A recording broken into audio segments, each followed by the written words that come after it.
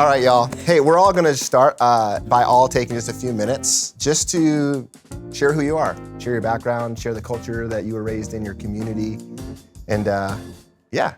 The community that I grew up in was predominantly Korean American, immigrant generation, so my parents' generation, along with just a lot of second gen, so I'm considered second gen. Grew up in a very small Korean Southern Baptist church. We moved all around the country because of my dad's job, and so I've lived in Texas and Metro Detroit and Florida, but in all of those places that we moved, we kind of lived in the same place, which is the suburbs.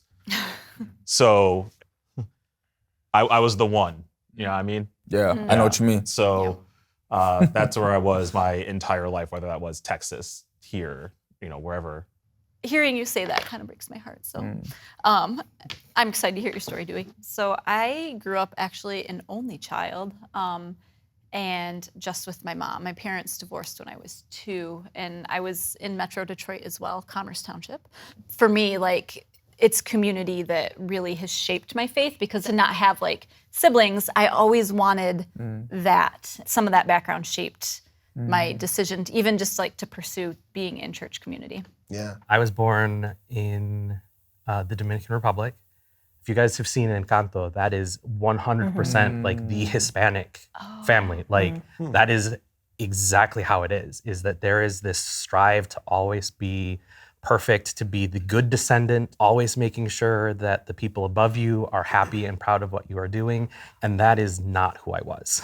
For church background, we would go to Spanish churches, Black churches, predominantly white churches. So there was never like a home church that we really had, which kind of just led me to be that weird person like Dewey, right? That the one in every sort of situation that I was in. It was never, this is where I fit. It was just always different people. I was adopted at a young age. I was born out of wedlock and to a child in Korea, South Korea, and my parents adopted me when I was 6 months old.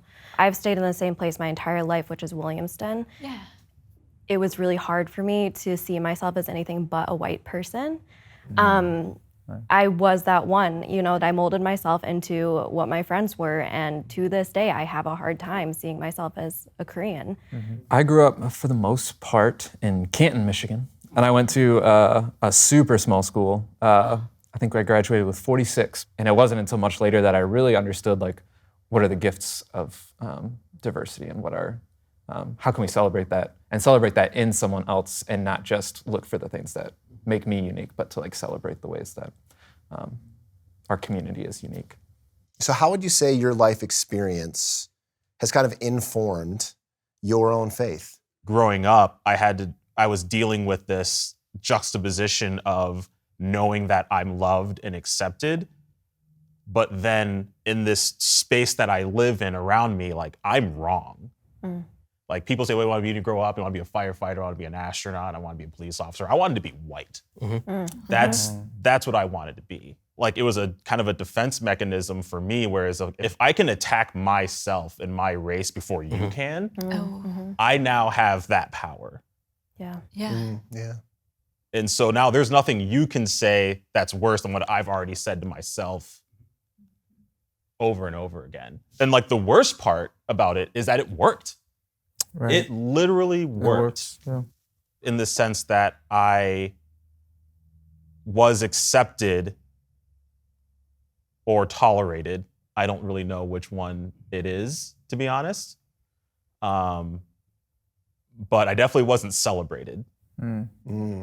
This wasn't a conversation that I always had to think about. And I could opt in and opt out as much as I wanted. As like a white man, it's very easy for me to like find any kind of community where I like feel very comfortable and not disrupted.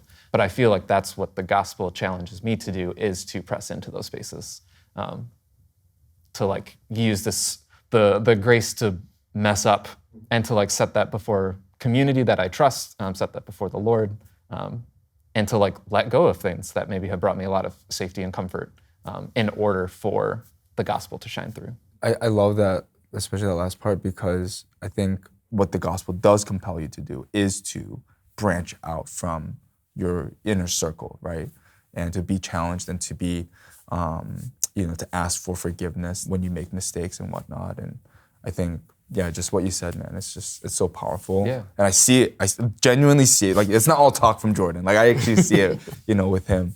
If we allow ourselves to be a little uncomfortable and experience other people's backgrounds like we are here, I think that changes things and allows you to celebrate the fact that we are different. Yes, we're all made in God's image, but we're all made in God's image in a unique way that allows us to bring those things to one another.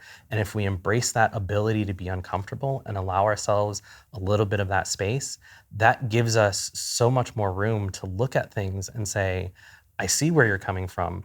I see where you're coming from, and be able to talk about those things in a way that truly allows people to be seen. Yeah. Yeah. Good. If I can carry the weight of discomfort by going into somewhere that someone else is comfortable, if I can enter that and feel uncomfortable, but go with Jesus, like, I just feel like I can carry the weight of the discomfort or the displacement so that they don't have to. There's been something sticking in my mind in this conversation that is just, what would it look like for the church to celebrate people instead of tolerate them?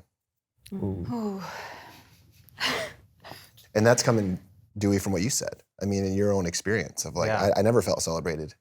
I felt tolerated. That has never come into my mind growing up in a white community, being a part of a predominantly white church. So I'm curious how the posture of Riverview churches could be, we're going to celebrate people instead of tolerate them. There is something about your blackness, about your Asianness, even about your whiteness for our white brothers and sisters that you can bring to the table that sanctifies one another. And I think the beauty of the gospel is that it is the thread that ties us all together. And that's the thing about the gospel that I definitely think gets misconstrued in a lot of white American evangelical spaces, is that, well, the gospel like washes away your color and washes away your ethnic background, when really, actually, the gospel is more so of a thread that ties us all together, you know? Which is why I think it's important for everyone to embrace the ethnic background that the Lord has made you in, and then bring that to the table. If we are both created in God's image and we are different, then there's like a piece of the image of God that's lacking if I'm the only person represented. That is an incomplete picture of who God is. And if we just continuously want to like know God more by bringing people in to hear their stories and the things that God has taught them, like we can do, like that's a culture change. That's like a permanency thing. And that's, I think, what we have been praying for. And that's, I think, Jordan, getting into the question of how does the gospel inform this area of a church when it comes to diversity, or when it comes to being united in that and embracing that? I think that starts with relationships. Like, are you willing to be intentional with people and dig in and be uncomfortable together? I think that's what draws people in, is your willingness to like sit with people in their story and like let them feel heard, feel seen, feel accepted.